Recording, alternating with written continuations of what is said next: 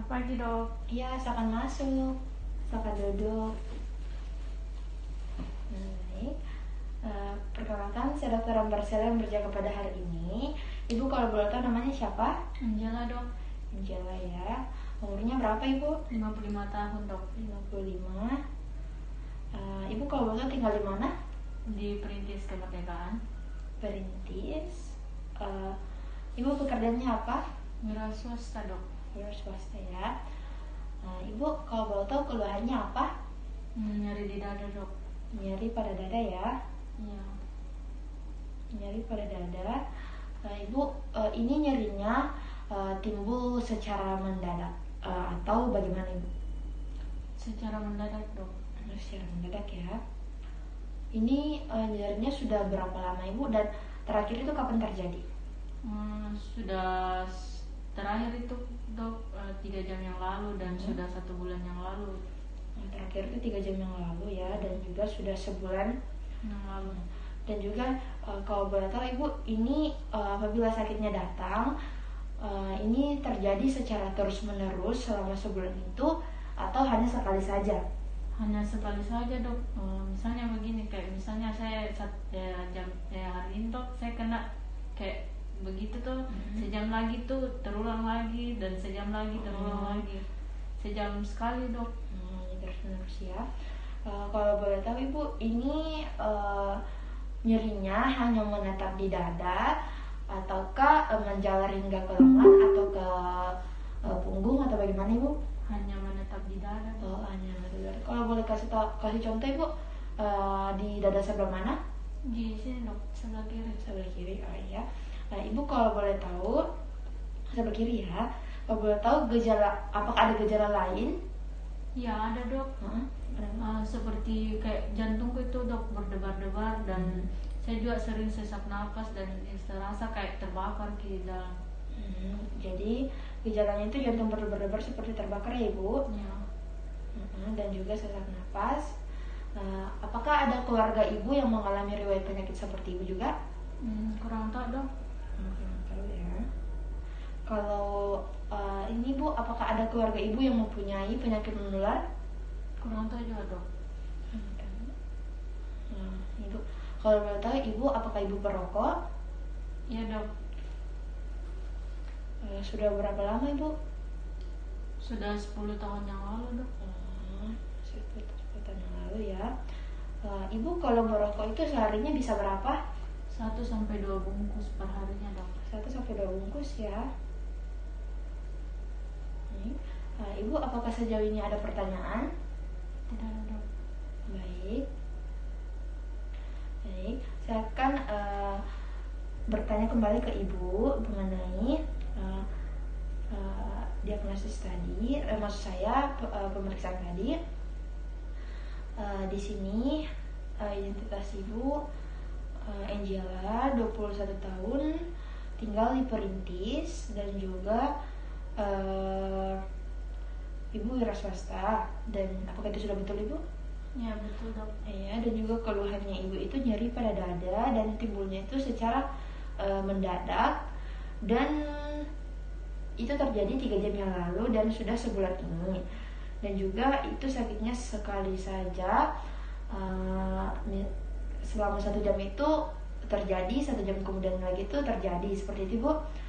Dan juga penjalarannya itu hanya menetap di dada sebelah kiri.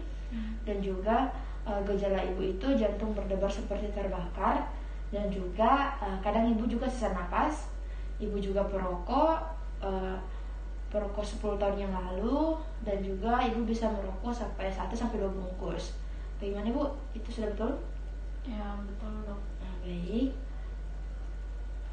Baik, selanjutnya untuk kedepannya saya akan langsung melakukan tindakan, tapi saya mohon bantuan ibu untuk menegakkan diagnosis dengan ibu membuka bajunya. Mungkin ini agak kurang nyaman, tapi ini akan membantu untuk saya untuk menegakkan diagnosisnya ibu sendiri. Bagaimana ibu? Apakah ibu setuju? Ya setuju dok. Baik, ibu bisa menunggu di ruang yang disediakan sembari saya menyiapkan semua alat, dan juga saya mencuci tangan saya. Makasih dok. Iya, sama-sama. Permisi dok. Iya, silakan masuk. Silakan duduk Ibu. Makasih dok. Kalau boleh tahu kenapa Ibu? Saya ingin konseling dok. Boleh saya lihat rekam medisnya? Nih dok. Saya tahu Ibu ini Ibu Angela. Betul Ibu? Betul dok. Umurnya 55 tahun dan juga Ibu tinggal di Perintis Kemerdekaan dan juga Ibu ini wira swasta.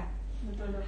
Baik, selanjutnya saya akan membacakan karena saya sudah yakin Ibu sudah mengikuti semua pemeriksaan penunjang. Saya lihat dulu ya Ibu. Baik, di sini berdasarkan dengan apa yang saya lihat, Ibu di sini terkena penyakit jantung koroner. Memang sering dialami di usia Ibu seperti ini dikarenakan faktor-faktor kebiasaan seperti mengonsumsi makanan dengan kadar garam tinggi, dan juga Ibu dulu juga perokok, dan juga Ibu jarang melakukan aktivitas sehari-hari, dan juga penyakit jantung koroner ini dapat menyebabkan komplikasi jika tidak ditangani dengan cepat, seperti komplikasi pada otak itu seperti stroke atau kelumpuhan, dan juga komplikasi pada mata itu gangguan penglihatan bisa sampai buta, dan juga gangguan ginjal Bu.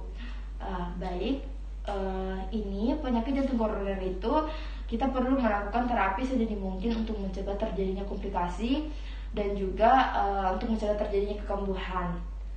Baik, saya akan mengevaluasi kembali rekam medis Ibu ya Bu. Di sini Ibu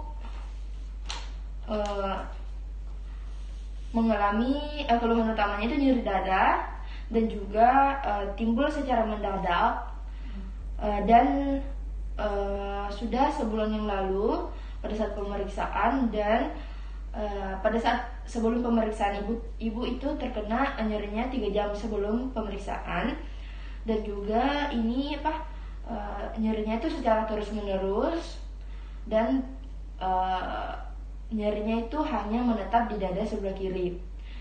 Dan gejalanya ibu itu mengalami jantung berdebar-debar dan juga rasanya mau terbakar, dan juga kadang ibu juga sesak nafas. Ibu juga perokok sebulan yang lalu, dan juga ibu bisa merokok 1 sampai 2 bungkus per hari. Ya betul. Betul. Baik, sebentar saya akan menjelaskan terapi yang perlu ibu ikuti untuk mencegah terjadinya komplikasi dan juga mencegah terjadinya kekambuhan penyakit jantung koroner ini.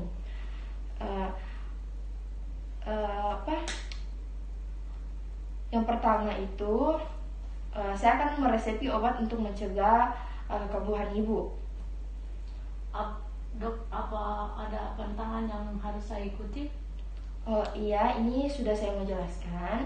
Yang pertama tadi itu saya akan meresepkan obat untuk mencegah terjadinya kekambuhan seperti penyakit komplikasi seperti diabetes, hipertensi, dislipidemia, dan juga selanjutnya saya akan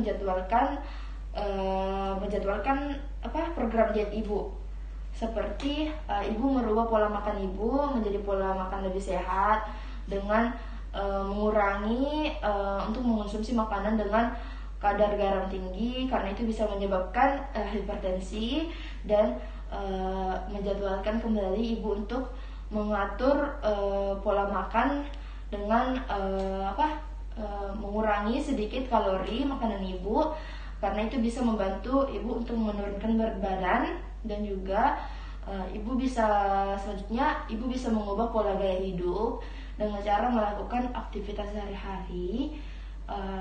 Dengan membersihkan rumah pun ibu bisa membantu penyakit ibu sendiri untuk sampai ke tingkat sembuh dengan cara menyapu, mengepel, mencabut rumput di halaman, dan juga kalau perlu ibu juga bisa pergi berenang dan ibu bisa mencuci mungkin barangkali. Baik ibu, sejauh ini apakah ada pertanyaan? Sudah tidak ada dok. Sudah tidak ada, baik. Saya lihat kembali. Selanjutnya saya akan menjadwalkan kembali jadwal kedatangan ibu untuk melakukan ulang kembali pemeriksaan. Saya akan menjadwalkan datang kembali ibu dalam 2 minggu ke depan. Baik, mungkin sampai sini konselingnya ibu. Apakah ada pertanyaan? Tidak ada dok. Baik, kalau begitu saya kembalikan lagi ke ibu. Baik, terima kasih karena sudah datang konseling hari ini. Makasih dok. Iya, sama-sama. Permisi ya. Iya. Baik, selanjutnya saya akan melakukan penulisan resep. Nah, di dalam penulisan resep itu yang perlu kita perhatikan yaitu nama dokter, surat izin prakteknya, alamat, dan juga nomor telepon yang bersangkutan atau nomor telepon dokter. Di sini ada tanggal penulisan resep,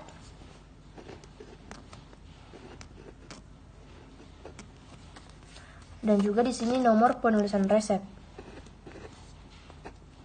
Dan di sini kita di sini tempat peresepan obatnya.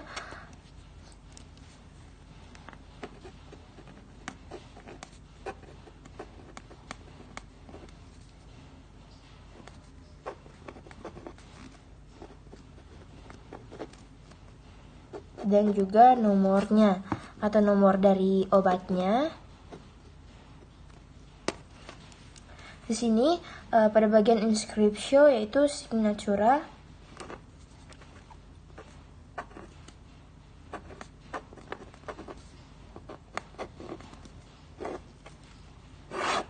Dan paraf dokter yang menulis peresepan obatnya. Setelah itu kita beri tanda seperti ini.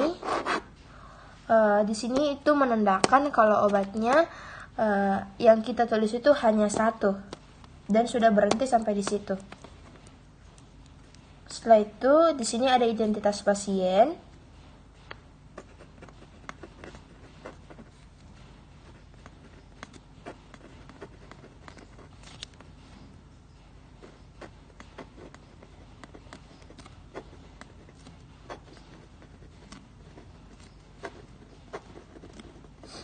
Nah, di dalam penulisan resep itu pada bagian ini itu namanya superscriptio, dan pada bagian ini itu namanya inscriptio, dan pada bagian ini namanya identitas.